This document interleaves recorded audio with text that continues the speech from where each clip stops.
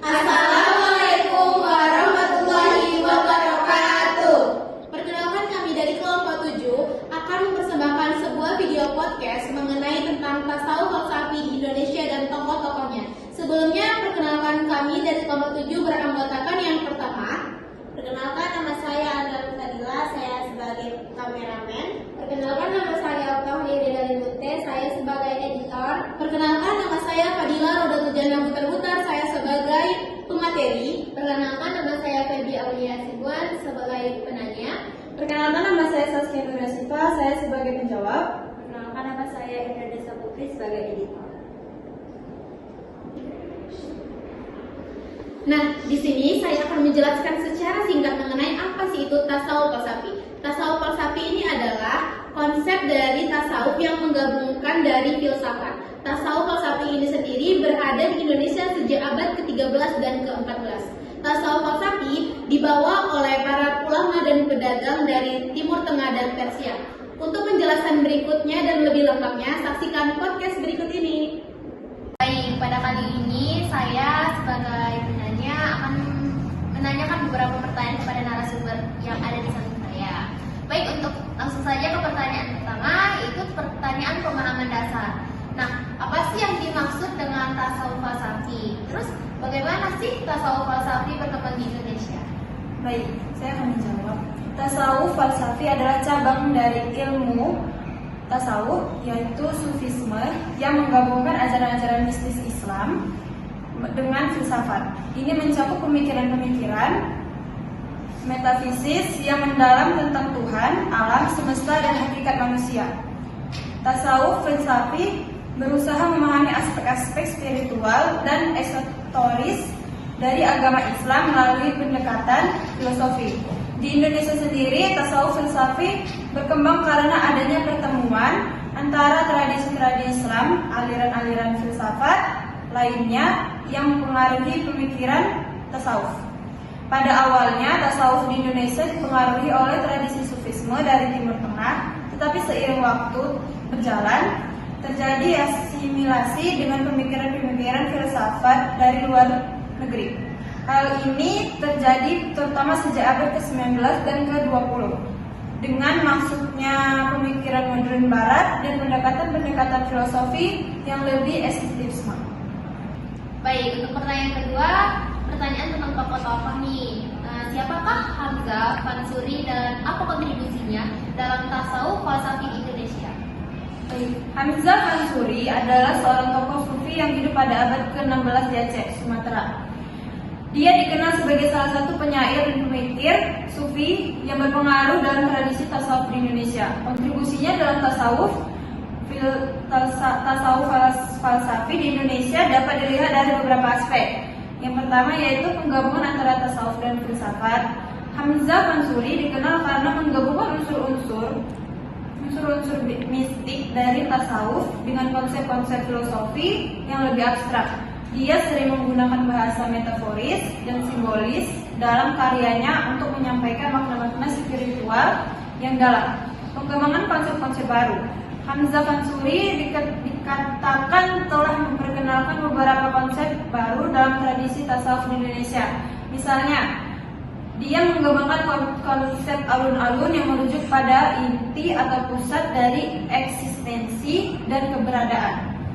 Pengaruh terhadap pemikiran selanjutnya. Pemikiran Hamzah Fansuri membuka jalan bagi pengembang tasawuf falsafi di Indonesia.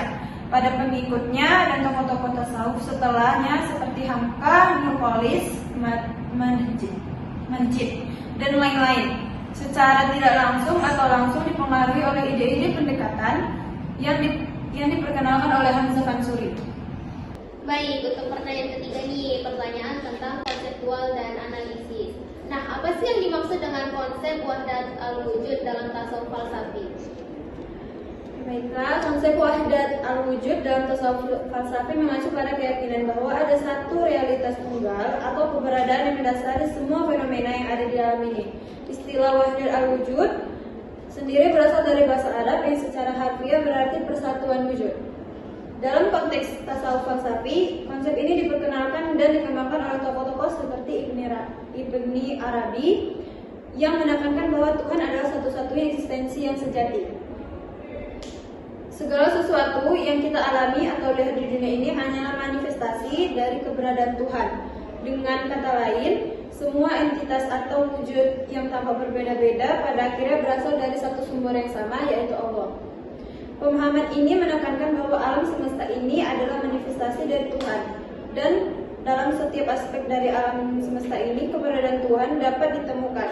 Wahdat al-wujud bukan hanya sekadar konsep metafisik, tetapi juga memiliki implikasi praktis dalam konteks spiritual, seperti pemahaman akan kesatuan di balik keragaman, serta pentingnya mencari dan menyadari keberadaan Tuhan dalam setiap aspek kehidupan. Baik, untuk pertanyaan keempat nih, pertanyaan kritik dan relevansi. Nah, bagaimana sih pengaruh tasawuf falsafi terhadap perkembangan spiritualitas di Indonesia? Baik, pertanyaan keempat, tasawuf falsafi atau tasawuf rasional memiliki pengaruh yang signifikan terhadap perkembangan spiritual di Indonesia. Pemikiran tasawuf ini menggabungkan elemen-elemen filsafat dengan ajaran-ajaran spiritual Islam yang kemudian diterjemahkan dan diadaptasi dalam konteks kebudayaan dan keilmuan lokal. Di Indonesia, tasawuf falsafi membawa kontribusi dalam beberapa pemahaman filosofi terhadap tasawuf dan falsafi menekankan pada konsep pemahaman yang lebih mendalam terhadap konsep-konsep spiritual seperti makna hakikat, cinta kepada Tuhan, dan makrifat. Ini membantu memperdalam pengalaman spiritual umat Islam atau Muslim di Indonesia.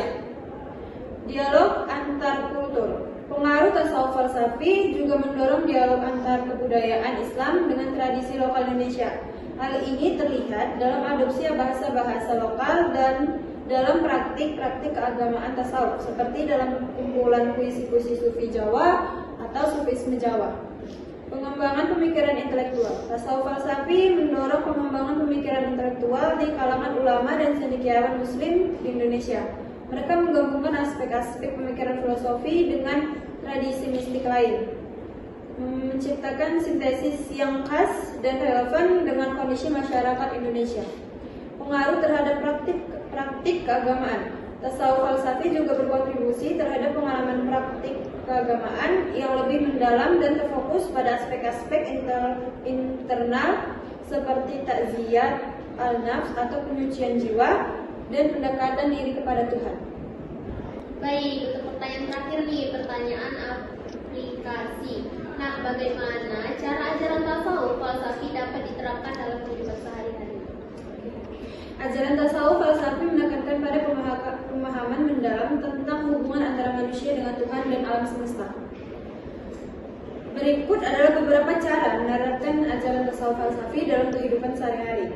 Penekanan pada kehadiran Tuhan. Berusahalah untuk selalu menyadari kehadiran Tuhan dalam setiap aktivitas dan momen dalam kehidupan.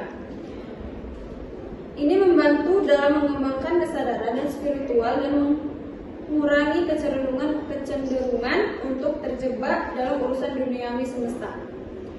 Pemahaman tentang cinta ilahi. Pemahaman bahwa cinta juga hanya terbatas pada hubungan antar manusia, tetapi juga mencakup cinta kepada Tuhan dan alam semesta.